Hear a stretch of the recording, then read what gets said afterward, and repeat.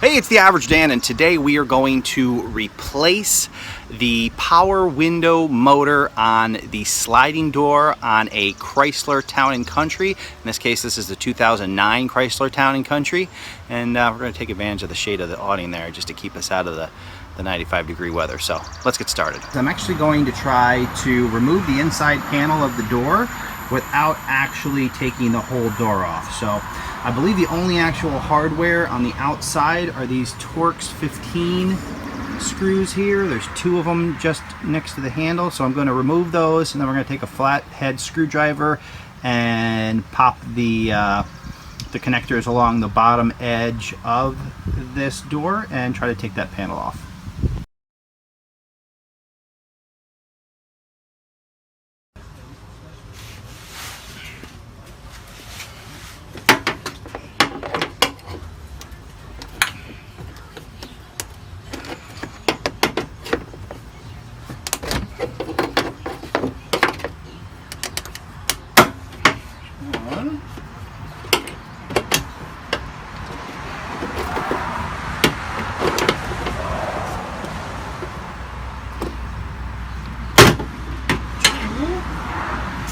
I don't know, there's a third over here somewhere. There it is.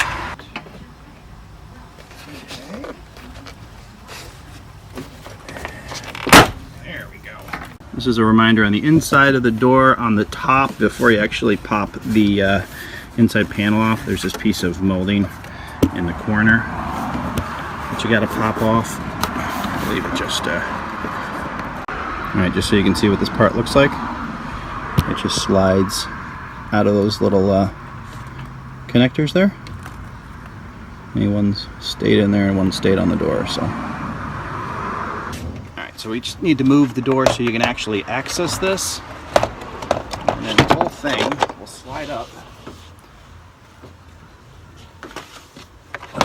And again, if you're not trying to film it, it's a little bit easier to do, so then you can use both hands, but I'm trying to stay out of your way so you can see this. But probably easiest if you sit inside the car and pull this off.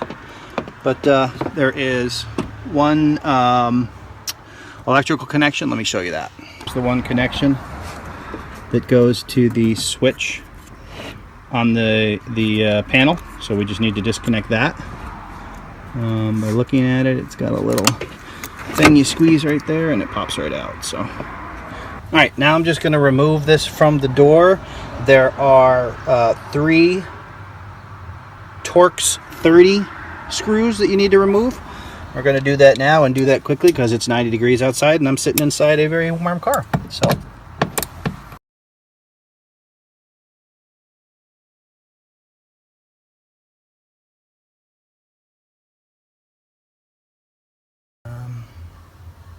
okay, so here's the thing that you want to do before you pull this out.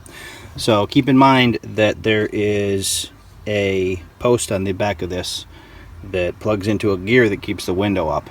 If you just pull this thing out, there's a good chance that your window might just fall because there's not going to be anything holding it up. So what I'm going to do here is put some pressure on the window with my hand in an upward angle, just in case it wants to go flying down. I want to be able to control that.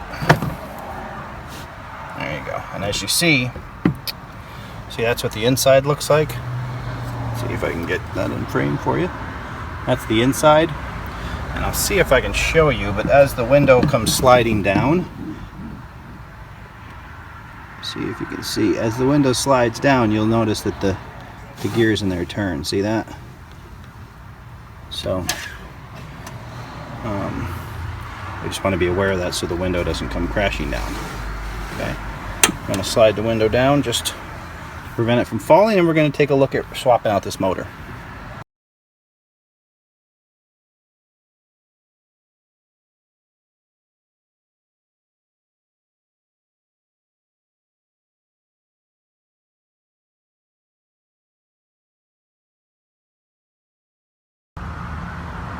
Alright, as you can see, the entire door panel is held on by these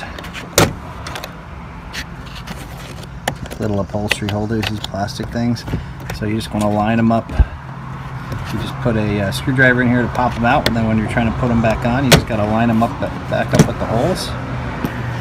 and pop them back in.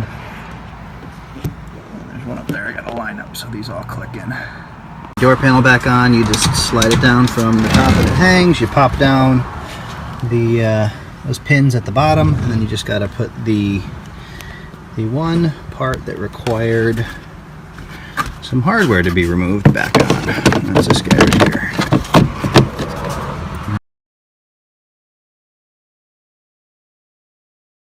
Close the door, make it a little bit easier to work on, and we just need to replace that, and we also want to replace this guy. You can pretty much just, this plugs in pretty straightforward. You just plug that into there, and then you slide it back in the hole. So you just plug that in, you line it up with the hole, you apply a little pressure, and that pops back in, and the door is reassembled. Alright, so that wraps it up for today. Share your comments below, and hey, subscribe to the channel if you'd like to see future repair videos and how-tos. So until next time, this is The Average Dan.